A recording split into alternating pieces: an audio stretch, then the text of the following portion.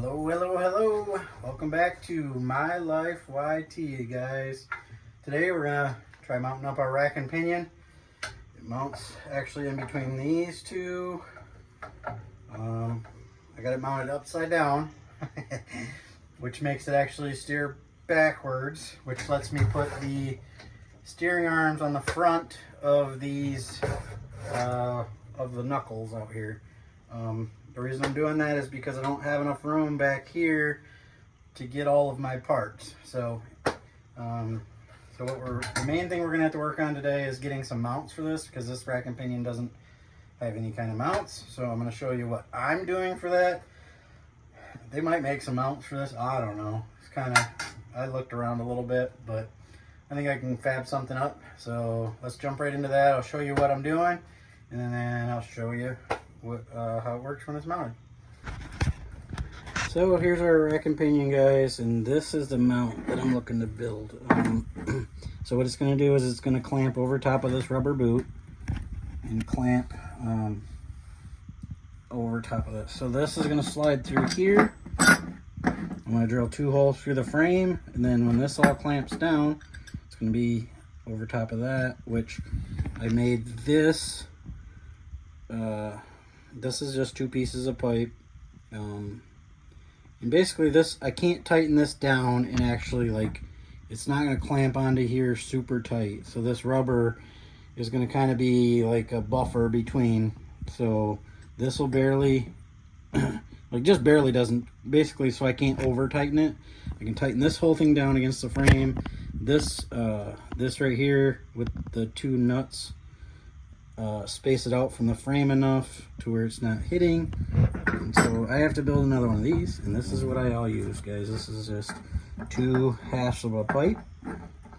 I got 4 of these bigger nuts that these bolts slide through, and so I weld the 2 nuts together and the bolts can slide through like this. So nothing super fancy, just some ingenuity. So I'm gonna get another one of those made, and then I'll show you how it's gonna mount up there.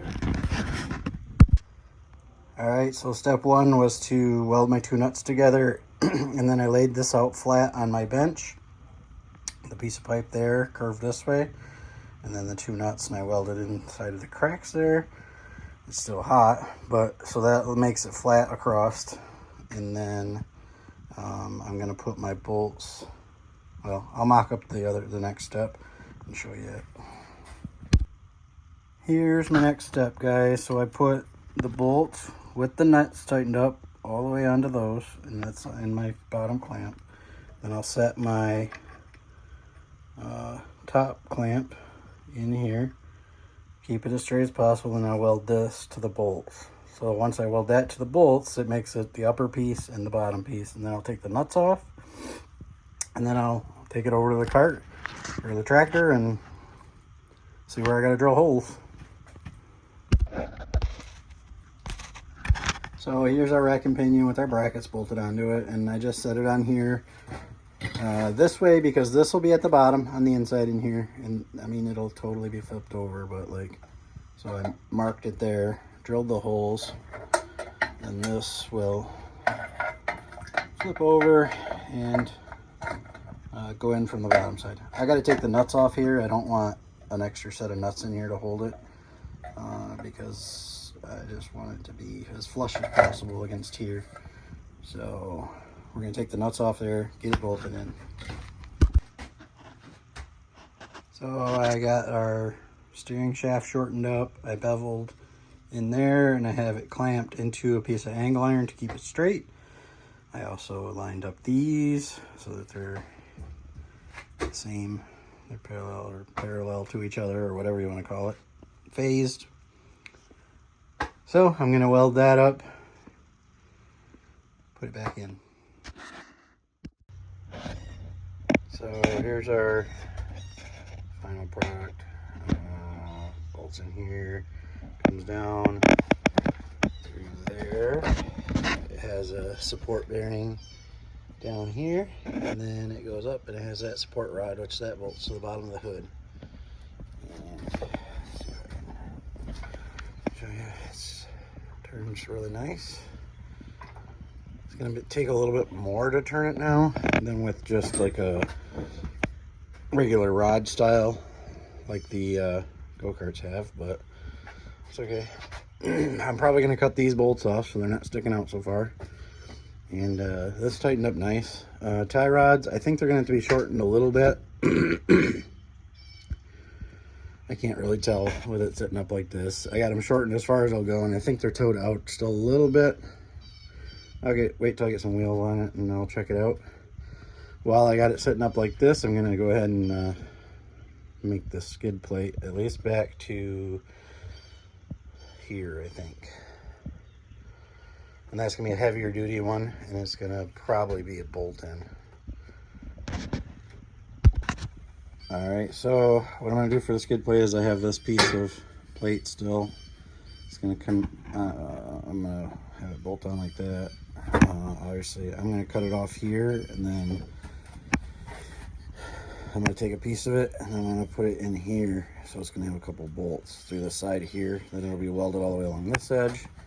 And I'm gonna come up with something for the front here. I don't know if I'm gonna wrap it up the front. I don't have any kind of bender that I can bend this plate with. Otherwise I just like cut it off and bend it up this front. But what I think I'll do is I'll cut it off and then sit it on here. That way it'll protect these bolts and like won't be able to get caught on anything. I think that's a pretty good idea because this is the same width as these plates. So that'll make it nice and sturdy and get the front half of the skid plate on.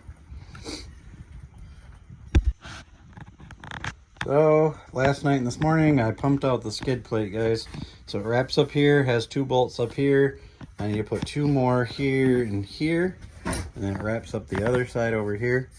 And I cut a little strip to go for like a little skidder to skid up. I still got to cut those bolts off, but I'm gonna move on to, I got a piece of aluminum for underneath this and make this skid plate. That way the skid plate's done, and then I gotta move on to putting the rear end in. So I was having some belt issues, and I'm just gonna tell you guys about this real quick. So this belt, the one belt's like a little narrower, whatever, but what I'm gonna do is if I, since I got it kind of tore down, I'm gonna notch or slot my holes for the engine so I can move my engine farther forward a little bit. Basically my tensioner, the belt's so short and everything that it's having a hard time tensioning it right. So if I move the engine forward a little bit, it'll give me a little bit more space between them, and then let the tensioner work right. So we'll address that too while we got it tore apart. So here's our piece of aluminum we're gonna use.